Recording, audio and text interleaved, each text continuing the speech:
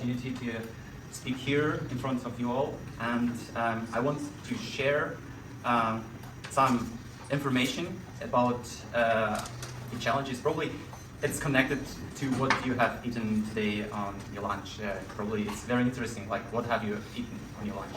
And first of all, I wanted to introduce myself and then to point out the challenges of the topic I want to explain, and then to give you some solutions for that. So the topic is the future of food, or a food system or food supply, because we got a lot of challenges nowadays globally, and so I wanted to raise an awareness about the problems. Even if you probably not traveling a lot, but still watching a lot of videos, I wanted to give you my opinion on this topic as well. So first of all, I have a taste on exploring new things, and I grew up in Uzbekistan, here in Tashkent, but the passion for adventure took me to Germany, to Europe, and I've been living for about over 12 years in Germany, and studied there, and I worked as well. And I experienced a lot of different topics, and so I want to explain you about the environmental issues, environmental challenges I experienced during traveling around the globe. I've been to United States, to Europe, and to Asia. So I saw a lot of stuff. That's why I was very keen on exploring more and more. And I met a lot of people from different backgrounds, traveling around, and as well in Germany. I've got a lot of foreigners there.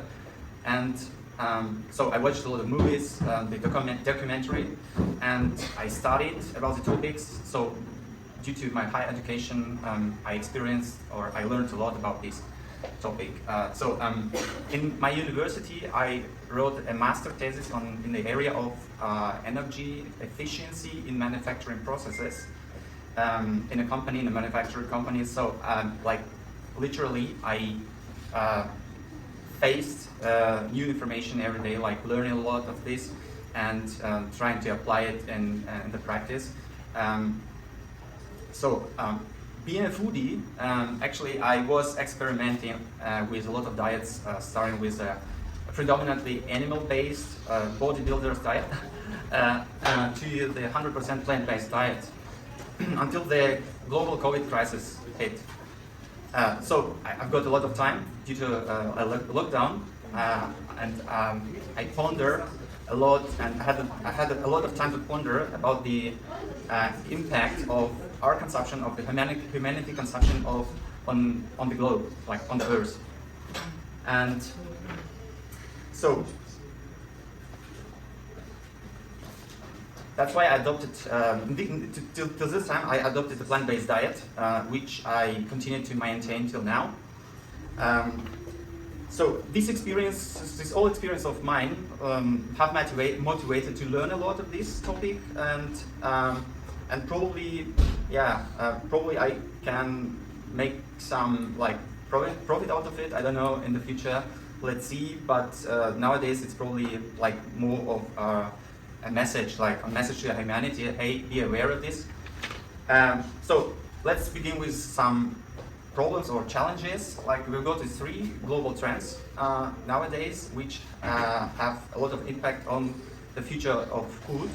The first trend is it's an increase of global population, and the second trend is a restricted and limited capacity of existing agriculture, and the third trend is unsustainable consumption habits of humankind.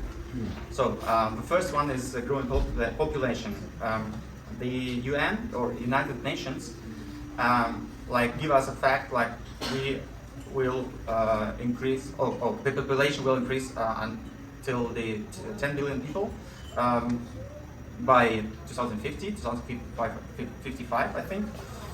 So we have to deal with all this amount of people, and that means that we have to increase our food production by 70%. It's a lot, it's a huge amount. And the problem is that current farming methods are unsustainable, it's stretched up to the max. For example, the impact of our food system to the greenhouse gases is about a quarter, I think. It's a quarter, yeah, and it also devastates our land, our water, and the habitats of the wildlife as well. Monoculture farming, like monoculture farming or monoculture, I've been flying around Asia and have seen a lot of plantages. I think it's a right word, plantages of palm oil. Plantations. Plantations, yeah. Okay, it was a German. Sorry. Yeah, and then I have seen it. I saw what's that actually. It looked like a cannabis actually, but it's a palm. They produce palm oil. But it was a huge territory. Like you're flying to Malaysia, for example, to Kuala Lumpur, you can see it. Or you're flying across Indonesia, you can see it as well. There's a lot of these fields. So they cut the rainforest and they use it to produce food. It's unsustainable. The soil becomes dust, and we are, as a humanity or our food system, robbing animals of their habitats as well. Like cutting rainforests leads to devastating of the habitats as well. Yeah. Another very interesting facts probably I want to explain you, like to give you, like half of the world's ice-free and desert-free land is used for agriculture, and the most of this is used for animal agriculture. The land requirements for meat and dairy production is so huge. I can compare it with the Americas. Like if you get all the land from the Alaska to Tierra del Fuego, it's a fire land, fire country. It's southernmost tip, I think, of South America. It's near Antarctica. It's a huge land, and so we are using it for producing food with animals. So another very interesting facts are like producing an animal food. It's so inefficient. We are using like 100% of our land, 100 times more than producing the alternatives of like soy and other crops. So we are using for the same amount of calories, kilocalories actually, and the same with the proteins. We we use like 100 times more land for producing like calories throughout the meat system in comparison with plant-based alternatives like peas and soy, as I said. Another comparison is very interesting, like livestock. Like yeah, it's interesting because 80% of our kilocalorie production are coming from the animal agriculture, like the other way around actually. The 20% of our calorie are coming from the animal agriculture, but the animal agriculture uses 80% of the farmland, of the land actually. It's so inefficient. I can give you another example. If you are feeding a crop to an animal, like 1,000 kilocalories. How much do you eat a day? It's about 2,000 probably kilocalories a day is like normal consumption of a normal person, 2,500. If you feed these 2,000 kilocalories to an animal and then you slaughter the animal, like you get only 2% out of it, like because animal does need a lot to sustain, like to live, but you get like only 2% of the kilocalories. It's so inefficient, isn't it?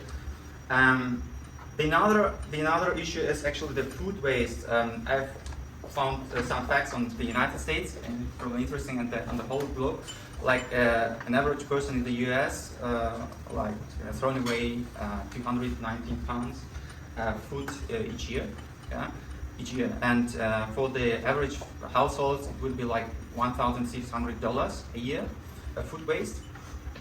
And we, as a globe, another fact is, as a globe, we are wasting about 1/3 of our food. Probably not in the countries like Africa, probably they are more aware of it, but in the Europe and America, it's a big deal. It's a big issue, actually. But don't worry, actually, we have solution up our sleeves. Sorry. Yeah. And we brought, there are a lot of solutions. I had to work with ChatGPT to ask for a solution, not to Google this time. I found like 8 to 10 solutions, and I've chosen like 3 solutions. It's changing the way how the food is produced, and like being aware about food waste, like reducing food waste. And the third one is like changing our diet. So let's start with the first one. It's technology. Like technology will help us to produce like more sustainable calories, more sustainable proteins, but without devastating our globe, our Earth actually. For example, I have researched on very interesting technologies like agriculture technology, and like vertical farming, and like precision agriculture as well. Like with the drones, you can get to know where when you have to harvest the crops, and what amount of water you have to use, so you can get more like with less input need. And another very interesting technology I'm very keen about is bioreactors. And there are some very interesting startups or projects in this field. They are all in their early stages. For example, one startup is Solar Foods, I think it's a name. They are producing solein. It's a protein, and I would like to explain you a bit about the process. It's very interesting. They are getting literally protein out of the air, and they can use this protein, dry protein, in our processed food. So how do they do it? They split water out of the air. They get one of these billions of microorganisms that we have in the air. Actually, I got a lot of microorganisms, and they like brew it. They let them populate the bioreactor and give them food. Like what kind of food do they get actually? They get potassium, like all these microelements the normal plants use to grow, as well as carbon actually. And they are very happy about it, so they populate all the reactors. So we in this laboratory we can just get this stuff dried out and use it as a protein. It's very interesting. I can compare it actually with a sourdough. Like if you know what sourdough, a dough, it's like you're preparing normally your bread with an yeast. Like you're getting the flour, you put there the water and the yeast, and then you like put it in the warm place, and then the dough is growing actually. It's almost the same process, but you're getting the bacteria like out of the air. And the yeast is actually like a special kind of bacteria, and this or a fungi, and you're getting out of the air different bacteria, so you can grow your dough out of the air as well. Yeah, this is the same. I would say not very strange process getting like protein out of the air. It's like 100% more efficient than using photosynthesis, and about like 2000, I think, times more efficient than using proteins out of livestock, out of the meat, actually. Another very interesting idea, it's a lab-grown meat, like you are growing cells in the reactor as well. So we've got in Germany, for example, already some restaurants that are delivering food that made by Israeli startup Redefine Meat. You have heard about Redefine Meat? I don't know if you have heard about Redefine Meat. They are literally 3D print the meat cells which were grown from the bioreactor, and put this all the steak with aromas, and the people, I haven't tried it before, but the people are seeing like very excited about it. They have tried it and cannot like define if it's real meat or not. Another probably very interesting stuff is algae bioreactor. Do you know what algae is? It's plants from the sea, actually, the algae. We can grow algae as well everywhere we can, like we are. There's very interesting projects, like Elon Musk, do you know Elon Musk? Elon Musk is like preparing to get us to the Mars, I think, like not all of us probably, but the problem is he hasn't considered probably what can we eat there on the Mars, because we cannot plant a lot of, we have a scarcity of land and resources there, so we can use bioreactors and grow like protein there and algae, so we can live out of it as well, as an idea. Another solution would be reduction of food waste. As I said before, 1/3 of food, produced food is waste. I have worked in a hotel, I have seen on the breakfast, I have seen what the hotels, especially 5-star hotels in Europe, are doing with all this food you haven't eaten it while you were having a breakfast in the hotel, like they are wasting it, because they have to. So probably we have to change some regulations on the food and to change some habits in our households, in restaurants, in hotels as well. For example, I have been using since 1 year, I think, an app in Germany. It's Too Good To Go. It's very interesting, but I can get a food from supermarkets that is not perished yet, but it's about to perish in the next days. But they sell it, for example, 10% of their price. It's still very good. So, for example, I'm going to market, I don't know how to say it, organic supermarket. I'm getting very good quality food for like a tenth of the price. And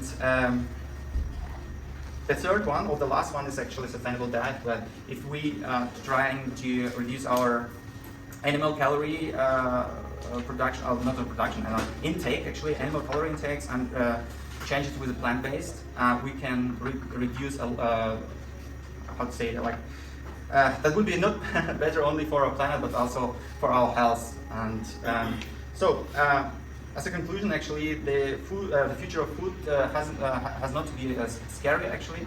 And with a little creativity and a lot of teamwork, we can keep enjoying our meals and while also taking care of our planet. Oh, that's all, I think. Yeah. Thank you.